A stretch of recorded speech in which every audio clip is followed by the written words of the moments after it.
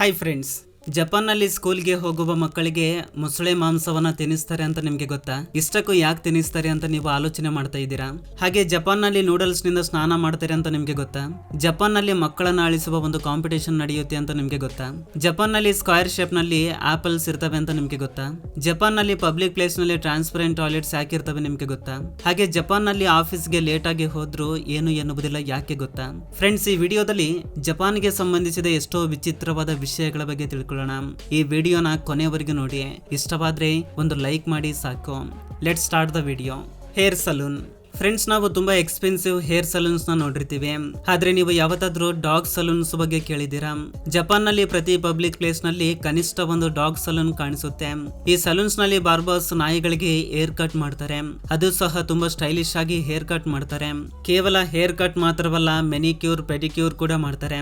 ಇವುಗಳಿಗೆ ಶಾಂಪೂ ಹಾಕಿ ಮಸಾಜ್ ಕೂಡ ಮಾಡ್ತಾರೆ.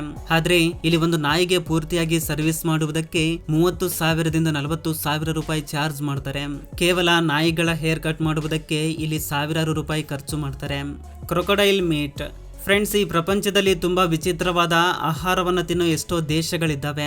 ನೀವು ಸಹ ತುಂಬಾ ವಿಡಿಯೋದಲ್ಲಿ ಹಾವುಗಳನ್ನ, ಹುಳುಗಳನ್ನ, ನಾಯಿಗಳನ್ನ, ಬೆಕ್ಕುಗಳನ್ನ, ಮಿಡತಿಗಳನ್ನ ತಿನ್ನುವುದನ್ನ ನೋಡಿರ್ತೀರಾ. ಆದ್ರೆ ನೀವು ಯಾವತ್ತಾದ್ರೂ ಸಣ್ಣ ಮಕ್ಕಳು ಮೊಸಳೆ ಮಾಂಸವನ್ನ ತಿನ್ನುವುದನ್ನ ನೋಡಿದ್ದೀರಾ? ಕೇಳುವುದಕ್ಕೆ ಮತ್ತು ನಂಬಲು ಇದು ಅಸಾಧ್ಯ ಎನಿಸಬಹುದು.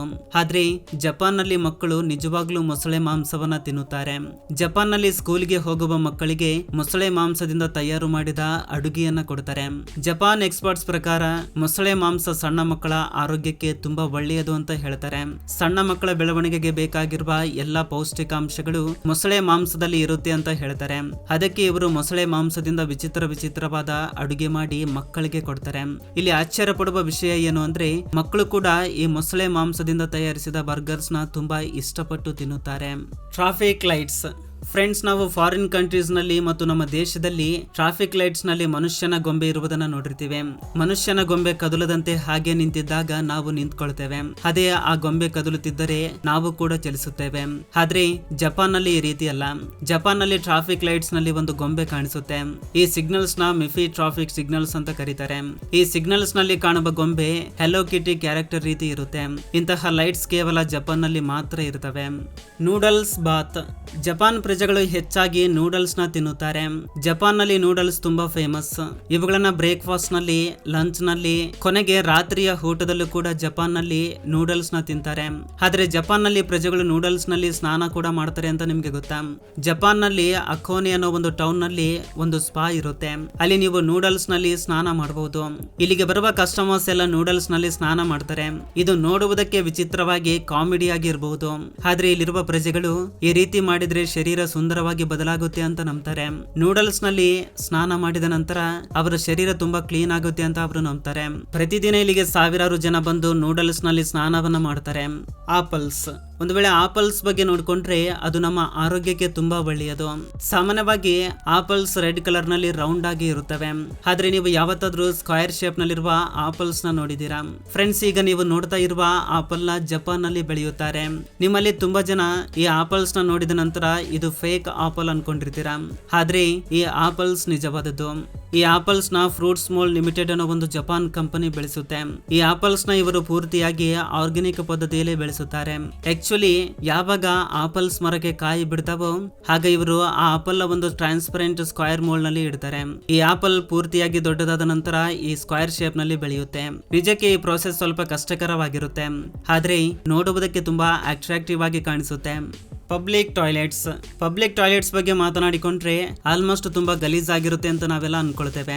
ಆದ್ರೆ ಕೆಲವು ಡೆವಲಪ್ಡ್ ಕಂಟ್ರೀಸ್ ನಲ್ಲಿ ಪಬ್ಲಿಕ್ ಟಾಯ್ಲೆಟ್ಸ್ ತುಂಬಾ ಕ್ಲೀನ್ ಆಗಿ ಇರುತ್ತವೆ. ಆದ್ರೂ ಸ್ವಲ್ಪ ಜನ ಅಷ್ಟು ಕ್ಲೀನ್ ಆಗಿರುವುದಿಲ್ಲ ಅಂತ ಅಂದುಕೊಳ್ತಾರೆ. ಆದ್ರೆ ಜಪಾನ್ ಸರ್ಕಾರ ಜನರ ಮನಸ್ಸಿನಲ್ಲಿರುವ ಆ ಭಾವನೆಯನ್ನ ಹೋಗಲಾಡಿಸಲು ಒಂದು ಪ್ರತ್ಯೇಕವಾದ ಪದ್ಧತಿಯನ್ನ ಬಳಸುತ್ತೆ. ಫ್ರೆಂಡ್ಸ್, ಇಲ್ಲಿ ಕಾಣ್ತಾ ಇರುವ ಈ ಬಾತ್ರೂಮ್ಸ್ ನ ಜಪಾನ್ ರಾಜಧಾನಿ ಟೋಕಿಯೋದಲ್ಲಿ ನಿರ್ಮಿಸಿದ್ದಾರೆ. ಇವುಗಳನ್ನ ಟ್ರಾನ್ಸ್ಪರೆಂಟ್ ವಾಶ್ರೂಮ್ಸ್ ಅಂತ ಕರೀತಾರೆ. ನೀವು ಹೊರಗಿನಿಂದ ಇದನ್ನ ನೋಡಿದ್ರೆ ಅದರ ಒಳಗಿರುವ ವಸ್ತುಗಳೆಲ್ಲ ನಮಗೆ ಕ್ಲಿಯರ್ ಆಗಿ ಕಾಣಿಸುತ್ತವೆ. ಆದ್ರೆ ಈ ವಾಶ್ರೂಮ್ಸ್ ಒಳಗೋಗಿ ಯಾರಾದ್ರೂ ಲಾಕ್ ಮಾಡಿದ್ರೆ ಆ ಗ್ಲಾಸ್ ಒಂದು ಗೋಡೆಯ ರೀತಿಯಲ್ಲಿ ಬದಲಾಗುತ್ತೆ. ಒಳಗಡೆ ಏನ್ ಮಾಡ್ತಾ ಇದ್ದಾರೆ ಯಾರಿಗೂ ಕಾಣಿಸುವುದಿಲ್ಲ, ಪೂರ್ತಿಯಾಗಿ ಬ್ಲರ್ ಆಗುತ್ತೆ. ಪ್ರಜೆಗಳ ಮನಸ್ಸಿನಲ್ಲಿ ಪಬ್ಲಿಕ್ ಟಾಯ್ಲೆಟ್ಸ್ ಗಲೀಜ್ ಆಗಿ ಇರ್ತವೆ ಎನ್ನುವ ಭಾವನೆಯನ್ನ ಹೋಗಲಾಡಿಸಲು ಇಂತಹ ಟ್ರಾನ್ಸ್ಪರೆಂಟ್ ಟಾಯ್ಲೆಟ್ಸ್ ನ ನಿರ್ಮಿಸಿದ್ದಾರೆ. ಈ ವಿಡಿಯೋದಲ್ಲಿ ಈ ಟಾಯ್ಲೆಟ್ಸ್ ನ ಹೊರಗಿನಿಂದ ನೋಡಿದ್ರೆ ತುಂಬಾ ಕ್ಲಿಯರ್ ಆಗಿ ಕಾಣಿಸ್ತವೆ. ಇದನ್ನ ಗ್ಲಾಸ್ ನಿಂದ ತಯಾರಿಸಿರುವುದರಿಂದ ಇವುಗಳನ್ನ ಬಳಸಿದ ತಕ್ಷಣ ಕ್ಲೀನ್ ಮಾಡ್ತಾರೆ. Employees late letter.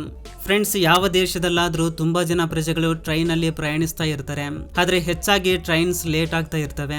ಇದರಿಂದ ಜಾಬ್ಗೆ ಹೋಗುವ ವ್ಯಕ್ತಿಗಳು ಆಫೀಸ್ಗೆ ಲೇಟ್ ಆಗಿ ಹೋಗ್ತಾ ಇರ್ತಾರೆ. ಅವರಿಗೆ ಕಂಪನಿ ಕಡೆಯಿಂದ ತುಂಬಾ ಪ್ರಾಬ್ಲಮ್ಸ್ ಬರ್ತವೆ. ಆದ್ರೆ ಜಪಾನ್ ನಲ್ಲಿ ನೋಡ್ಕೊಂಡ್ರೆ ಅಲ್ಲಿ ಈ ರೀತಿಯ ಸಮಸ್ಯೆಗಳು ಇರುವುದಿಲ್ಲ. ಒಂದು ವೇಳೆ ಟ್ರೈನ್ ಲೇಟ್ ಆಗುವುದರಿಂದ ಆಫೀಸ್ಗೆ ಲೇಟ್ ಆಗಿ ಹೋದ್ರು ಅವರು ತಮ್ಮ ಬಾಸ್ಗೆ ಪ್ರೂಫ್ಸ್ ನ ತೋರಿಸಬೇಕಾಗುತ್ತೆ. ಆದ್ರೆ ಜಪಾನ್ ನಲ್ಲಿ ಟ್ರೈನ್ ಲೇಟ್ ಆಗೋದ್ರಿಂದ ನೀವು ಆಫೀಸ್ಗೆ ಲೇಟ್ ಆಗಿ ಹೋದ್ರು ನಿಮಗೆ ಏನು ಅನ್ನೋದಿಲ್ಲ. Japan railway department train late ಆಗುವುದರಿಂದ ಆಫೀಸ್ಗೆ ಲೇಟ್ ಆಗಿ ಬಂದಿದ್ದಾರೆ ಎಂದು ಒಂದು ಅಫಿಷಿಯಲ್ ಲೆಟರ್ ನ ನೀಡುತ್ತೆ. ಅದರ ಸಹಾಯದಿಂದ ಎಂಪ್ಲಾಯೀಸ್ ಆಫೀಸ್ಗೆ ಲೇಟ್ ಆದ್ರೂ ಸಹ ಹೋಗಬಹುದು.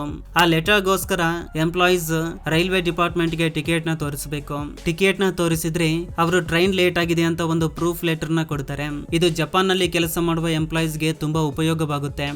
ಪೇಂಟಿಂಗ್ಸ್. ಫ್ರೆಂಡ್ಸ್, ನೀವೆಲ್ಲ ತುಂಬಾ ಸುಂದರವಾದ ಪೇಂಟಿಂಗ್ಸ್ ನ ನೋಡಿರುತ್ತೀರಾ, ಆದ್ರೆ ನೀವು ಯಾವತ್ತಾದ್ರೂ ನಾಟಿ ಮಾಡಿದ ಹೊಲದಲ್ಲಿ ಹಾಕಿರುವ ಪೇಂಟಿಂಗ್ಸ್ ನ ನೋಡಿದ್ದೀರಾ? ಎಕ್ಸಿಬಿಷನ್ ಭಾಗವಾಗಿ ಅಲ್ಲಿರುವ ತುಂಬಾ ಜನರು ವಿಧ ವಿಧವಾದ ಬಣ್ಣದಲ್ಲಿರುವ ಸಸ್ಯಗಳನ್ನ ಬಳಸಿಕೊಂಡು ಈ ರೀತಿಯಾಗಿ ಪೇಂಟಿಂಗ್ ನ ಹಾಕಿದಂತೆ ಕಾಣುವ ಸಸ್ಯಗಳನ್ನ ನಾಟಿ ಮಾಡಿ ಬೆಳೆಸುತ್ತಾರೆ.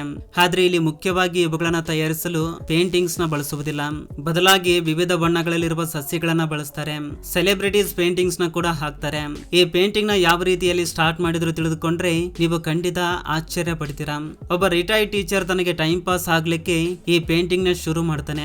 ಆಗಿನಿಂದ ಈ ರೀತಿಯ ಪೇಂಟಿಂಗ್ಸ್ ನ ಹಾಕ್ತಾ ಇದ್ದಾರೆ. ಈ ಪೇಂಟಿಂಗ್ಸ್ ನ ನೋಡುವುದಕ್ಕೆ ಅಲ್ಲಿ ಒಂದು ದೊಡ್ಡ ಟವರ್ ಇರುತ್ತೆ. ಪ್ರತಿ ವರ್ಷ ಇಲ್ಲಿ ಎಕ್ಸಿಬಿಷನ್ಸ್ ನ ಏರ್ಪಡಿಸ್ತಾರೆ.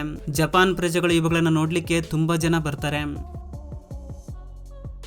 Baby crying festival. ಸಾಧಾರಣವಾಗಿ ಸಣ್ಣ ಮಕ್ಕಳು ಹೆಚ್ಚಾಗಿ ಅಳ್ತಾ ಇರ್ತಾರೆ. ಅವರು ಅಳದಂತಿರಲು ನಾವು ಎಷ್ಟೋ ಪ್ರಯತ್ನವನ್ನ ಮಾಡ್ತೀವಿ. ಆದ್ರೆ ಜಪಾನ್ ನಲ್ಲಿ ಒಂದು ಕಾಂಪಿಟೇಷನ್ ನಡೆಯುತ್ತೆ. ಆ ಕಾಂಪಿಟೇಷನ್ ಅಲ್ಲಿ ಸಣ್ಣ ಮಕ್ಕಳನ್ನ ಬೇಕಂತಲೇ ಅಳಿಸ್ತಾರೆ. ಪ್ರತಿ ವರ್ಷ ಏಪ್ರಿಲ್ ಅಲ್ಲಿ ಸೆನ್ಸೋಜಿ ಅನ್ನೋ ಟೆಂಪಲ್ ಹತ್ತಿರ ಈ ಕಾಂಪಿಟೇಷನ್ ನಡೆಯುತ್ತೆ. ಈ ಫೆಸ್ಟಿವಲ್ ನ ನಾಕಿ ಸುಮೋ ಫೆಸ್ಟಿವಲ್ ಅಂತ ಕರೀತಾರೆ. ಈ ಕಾಂಪಿಟೇಷನ್ ಅಲ್ಲಿ ಭಾಗವಾಗಿ ಸಣ್ಣ ಮಕ್ಕಳನ್ನ ಎತ್ಕೊಂಡು ಅವರನ್ನ ಅಳಿಸಲು ಪ್ರಯತ್ನಿಸ್ತಾ ಇರ್ತಾರೆ. ಅವರನ್ನ ಎತ್ತಿಕೊಂಡ ತಕ್ಷಣ ಸಣ್ಣ ಮಕ್ಕಳು ಅನ್ಕಂಫರ್ಟೇಬಲ್ ಆಗಿ ಫೀಲ್ ಆಗಿ ಅಳ್ತಾನೆ ಇರ್ತಾರೆ. ಒಂದು ವೇಳೆ ಎತ್ತಿಕೊಂಡ ನಂತರ ಸಣ್ಣ ಮಕ್ಕಳು ಅಳದಿದ್ದರೆ ಇವರು ಭಯಂಕರವಾದ ಮಾಸ್ಕ್ ಗಳನ್ನ ಧರಿಸಿ ಆ ಮಕ್ಕಳನ್ನ ಅಳಿಸ್ತಾರೆ. ಕೆಲವು ಶತಮಾನಗಳಿಂದ ಜಪಾನ್ ನಲ್ಲಿ ಈ ಕಾಂಪಿಟೇಷನ್ ನಡೆಯುತ್ತಿದೆ. ಸಣ್ಣ ಮಕ್ಕಳನ್ನ ಈ ರೀತಿ ಅಳಿಸಿದ್ರೆ ಈ ಸಣ್ಣ ಮಕ್ಕಳ ಕಷ್ಟಗಳು ತೀರುತ್ತವೆ, ಅವರ ಆರೋಗ್ಯ ಚೆನ್ನಾಗಿರುತ್ತೆ ಅಂತ ಅಲ್ಲಿನ ಜನರು ನಂಬ್ತಾರೆ. ಈ ಕಾಂಪಿಟೇಷನ್ ಅಲ್ಲಿ ಹೆಚ್ಚಾಗಿ ಗೆದ್ದ ಮಕ್ಕಳಿಗೆ ಒಳ್ಳೆ ಆರೋಗ್ಯ ಲಭಿಸುತ್ತೆ ಅಂತ ನಂಬ್ತಾರೆ. Lonely restaurant. ಫ್ರೆಂಡ್ಸ್, ನಾವು ಯಾವಾಗ ರೆಸ್ಟೋರೆಂಟ್ಸ್ ಗೆ ಹೋದ್ರು ಫ್ರೆಂಡ್ಸ್ ಜೊತೆಗೆ ಅಥವಾ ಫ್ಯಾಮಿಲಿ ಮೆಂಬರ್ಸ್ ಜೊತೆಗೆ ಹೋಗ್ತೇವೆ. ಆದ್ರೆ ಜಪಾನ್ ನಲ್ಲಿರುವ ಈ ರೆಸ್ಟೋರೆಂಟ್ಸ್ ನಲ್ಲಿ ನೀವು ಒಂಟಿಯಾಗಿ ಊಟ ಮಾಡಲು ಹೋದ್ರೆ ನಿನಗೆ ಆಹಾರದ ಜೊತೆಗೆ ಒಂದು ಕ್ಯೂಟ್ ಫ್ರೆಂಡ್ ನ ಕೂಡ ಕೊಡ್ತಾರೆ. ಇದರಿಂದ ನೀವು ಊಟ ಮಾಡುವಾಗ ಒಂಟಿಯಾಗಿ ಫೀಲ್ ಆಗೋದಿಲ್ಲ. ಈ ರೆಸ್ಟೋರೆಂಟ್ ಹೆಸರು ಮೂಮಿನ್ ರೆಸ್ಟೋರೆಂಟ್. ಈ ರೆಸ್ಟೋರೆಂಟ್ ಗೆ ಯಾರಾದ್ರೂ ಒಂಟಿಯಾಗಿ ಹೋದ್ರೆ ಅವರ ಜೊತೆಗೆ ಒಂದು ಹಿಪೋ ಟಾಯ್ ನ ಕೂಡ ಕೊಡ್ತಾರೆ. ಈ ಟಾಯ್ ನಮ್ಮ ಮನುಷ್ಯನಷ್ಟು ದೊಡ್ಡದಾಗಿ ಇರುತ್ತೆ. ಈ ಹಿಪೋ ನಿಜವಾದುದು ಅಂತ ನಮಗೆ ಫೀಲ್ ಬರ್ಲಿಕ್ಕೆ ಅದರ ಮುಂದೆ ಕೂಡ ಆಹಾರವನ್ನ ಇಡ್ತಾರೆ. ಒಂದು ವೇಳೆ ನಿಮಗೆ ಹಿಪೋ ಇಷ್ಟವಾಗದಿದ್ದರೆ ಅವರಿದ್ರೆ ಇನ್ನು ಬೇರೆ ಟಾಯ್ಸ್ ಇರ್ತವೆ. ಇದರಿಂದ ನೀವು ಫುಡ್ ನ ತಿನ್ನುವಾಗ ಒಂಟಿಯಾಗಿ ಫೀಲ್ ಆಗುವುದಿಲ್ಲ. ಫ್ರೆಂಡ್ಸ್, ಇದರಲ್ಲಿರುವ ಯಾವ ಕಾನ್ಸೆಪ್ಟ್ ನಿಮಗೆ ಇಷ್ಟವಾಯಿತು ಕಮೆಂಟ್ ಮಾಡಿ ತಿಳಿಸಿ.